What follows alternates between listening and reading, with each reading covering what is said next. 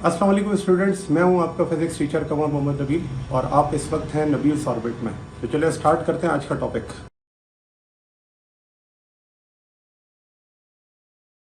इसके अंदर आ जाता है और वो है सेकंड लॉ ऑफ थर्मोडायनेमिक।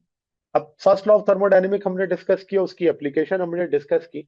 तो अब हम आ जाते हैं सेकंड लॉ ऑफ थर्मोडायनेमिक और उसकी फिर एप्लीकेशन जो कि कार्नोट इंजन और एंट्रोपी, उसे भी हम क्या करेंगे, डिस्कस करेंगे। तो देखिए सेकंड लॉ ऑफ थर्मोडायनेमिक क्या होता है, इसको हम दो तरह से डिफाइन करते हैं।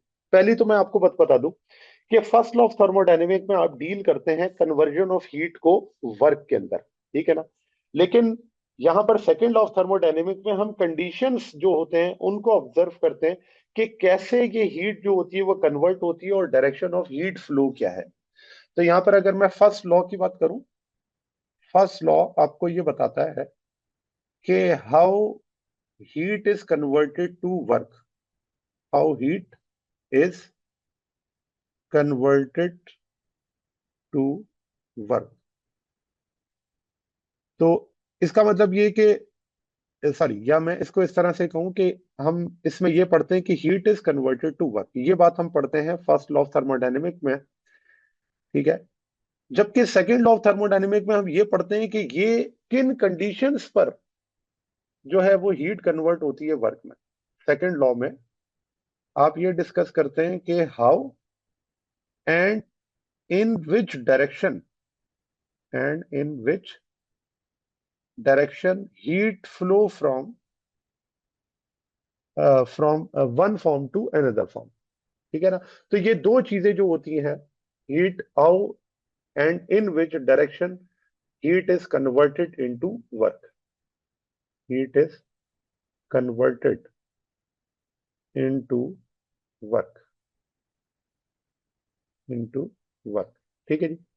अच्छा, तो अब यहां पर अगर आप देखें तो दो स्टेटमेंट है, वैसे तो बहुत सारी स्टेटमेंट है सेकंड लॉ ऑफ थर्मोडायनेमिक को एक्सप्लेन करने की, लेकिन दो बहुत फेमस है।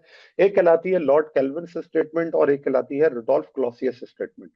तो सबसे पहले लॉर्ड केल्विन स्टेटमेंट को अगर हम एक्सप्लेन करें, वो ये है कि लॉर्ड केल्विन ये कहता है कि ये इम्पॉसिबल है ऐसे इंजन को बनाना जो कि ऑपरेट करता हो साइकिल में, एब्जॉर्ब करे heat from a hot reservoir and convert it completely into work without rejecting any heat to the sink। अच्छा, अब ये बड़ी इंपॉर्टेंट चीज है कि वो कहता है कि ऐसा इंजन बनाना इम्पॉसिबल है जिस इंजन में क्या हो कि आप हीट प्रोवाइड करें और वो सारी की सारी हीट कन्वर्ट हो जाए किसके अंदर, वर्क में। इट मींस Q2 की वैल्यू क्या हो, जीरो, जो कि सिंक में हीट होती है वो हो ही ना।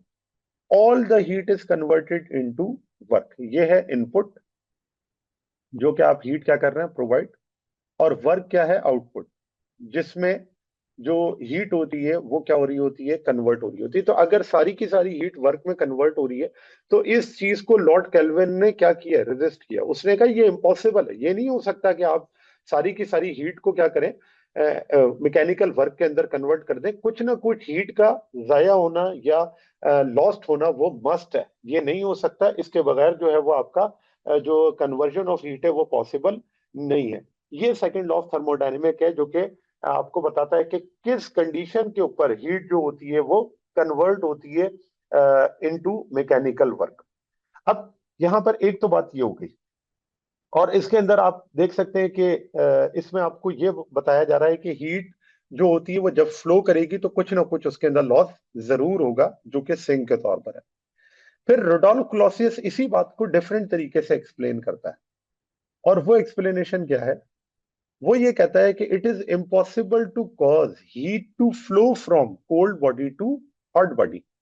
तो ये इम्पॉसिबल है कि आप हीट को फ्लो करवाएं from cold body to hot body without expenditure of work. तो ये इम्पॉसिबल है कि हीट जो है वो फ्लो करे कोल्ड बॉडी से हॉट बॉडी में और कोई एक्सपेंडिचर ऑफ वर्क किए बगैर। तो आप देखें कि ये एग्जांपल है रेफ्रिजरेटर की। नेचुरली जो होता है, अगर मैं नेचुरली बात करूं, तो नेचुरली जो हीट होती है वो फ्लो करती है, naturally heat flow from hot body to cold body, ठीक है। नेचुरली अगर हम हीट की बात करें तो हीट फ्लो करती है हॉट टू कोल्ड, ठीक है, ये नेचुरल है। लेकिन अगर आपको ये काम उल्टा करना हो, कोल्ड से हॉट में हीट को फ्लो कराना हो, तो फिर आपको क्या करना पड़ता है, आपको वर्क करना पड़ता है, और ये वर्क किए बगैर नहीं हो सकता। तो आप रेफ्रिजरेटर में देखें, तो रेफ्रिजरेटर के अंदर क्या होता है कि जब आप हीट को फ्लो करवा रहे होते हैं, यानी आपने कोई सब्सटेंस जो है वो फ्रिज के अंदर रखा, तो उस रेफ्रिजरेटर के अंदर रखने के बाद क्या होता है, रेफ्रिजरेटर उसमें से हीट को निकालता है, और निकालने के बाद ट्रांसफर कर देता है किसके अंदर, एनवायरमेंट के अंदर। तो अब ये जो हीट को निकालकर वो एनवायरमेंट के अंदर ट्रांसफर कर रहा है, इस ट्रांसफॉर्मेशन के अंदर इलेक्ट्रिकल वर्क की जरूरत है, और विदाउट इलेक्ट्रिकल वर्क जाहिर सी बात है एनर्जी ट्रांसफर ही नहीं होगी।